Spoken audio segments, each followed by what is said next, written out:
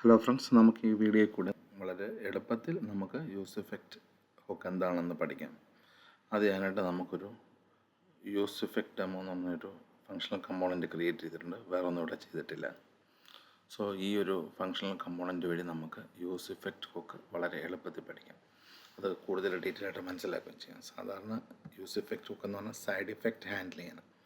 അപ്പോൾ അത് എങ്ങനെയാണ് ഒരു സൈഡ് ഇഫക്റ്റ് ഹാൻഡിൽ ചെയ്യുന്നതെന്നും അത് എങ്ങനെയാണ് അത് ഉപയോഗിക്കേണ്ടതെന്നും കാണിച്ചു തരാം.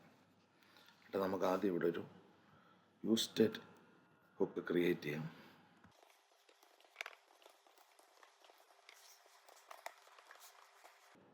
ഇവിടെ ഞാനൊരു കൗണ്ട്, അതുപോലെ തന്നെ അതിനെ അപ്ഡേറ്റ് ചെയ്യാൻ വേണ്ടി സെറ്റ് കൗണ്ട് വാല്യൂ 0 വെച്ച് ഇനിഷ്യലൈസിങ് ചെയ്തു. നമുക്കതൊന്ന് പ്രിൻ്റ് ചെയ്യാം.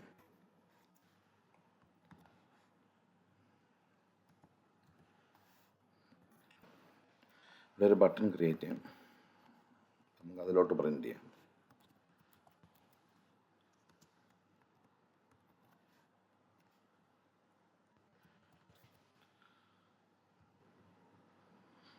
നമുക്ക് ബട്ടൺ ഇവിടെ കാണാമല്ലോ.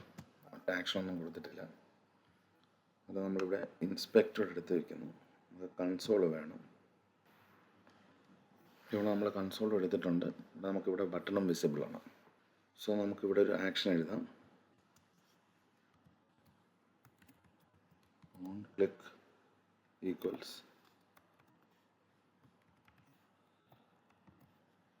ഇവിടെ നമുക്ക് സെറ്റ് കൗണ്ട് എന്നുള്ള മെത്തേഡ് കോൾ ചെയ്യാം. അത് വെച്ചിട്ടാണ് നമ്മൾ കൗണ്ട് എന്നുള്ള വാല്യൂ ചേഞ്ച് ചെയ്യുന്നത്. ഇവിടെ കൗണ്ട് +1 എന്ന് പറയാം.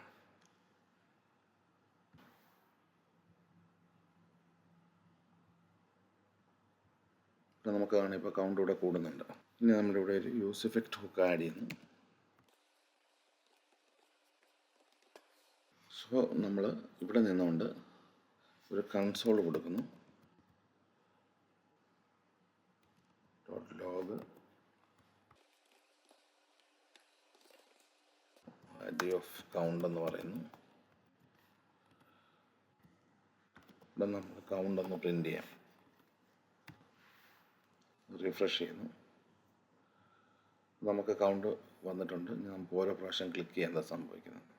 ഇവിടെ നമ്മൾ ഓരോ പ്രാവശ്യം ക്ലിക്ക് ചെയ്യുമ്പോഴും യൂസ് ഇഫക്റ്റ് ഹുക്ക് നമുക്ക് കോൾ ചെയ്യപ്പെടുന്നുണ്ട്. ഇവിടെ നമുക്ക് കാണാം 2 പ്രാവശ്യം നമ്മളുടെ യൂസ് ഇഫക്റ്റ് ഹുക്ക് കോൾ ചെയ്യപ്പെട്ടിട്ടുണ്ട്. അതുകൊണ്ടാണ് ഈ കൺസോൾ വാല്യൂ ഇവിടെ 2 പ്രാവശ്യം വന്ന് നമുക്ക് ഓരോ പ്രാവശ്യം ക്ലിക്ക് ചെയ്യുമ്പോൾ ഉണ്ടല്ലോ, അത് ഓരോ പ്രാവശ്യം ആ വാല്യൂ അത് പ്രിൻ്റ് ചെയ്തു. അപ്പോൾ ഓരോ പ്രാവശ്യം നമ്മൾ കൗണ്ട് ചെയ്യുമ്പോഴൊക്കെ യൂസ് ഇഫക്റ്റ് ഹുക്ക് കോൾ ചെയ്യപ്പെടുന്നുണ്ട്. കണ്ടല്ലോ, അതുകൊണ്ടാണ് നമ്മുടെ കൺസോൾ വെച്ചിരിക്കുന്നത്.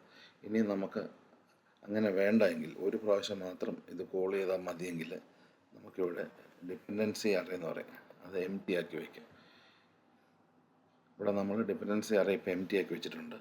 ഇനി എന്താ സംഭവിക്കുന്നതെന്ന് നോക്കാം. നമുക്കൊന്ന് റിഫ്രഷ് ചെയ്യാം.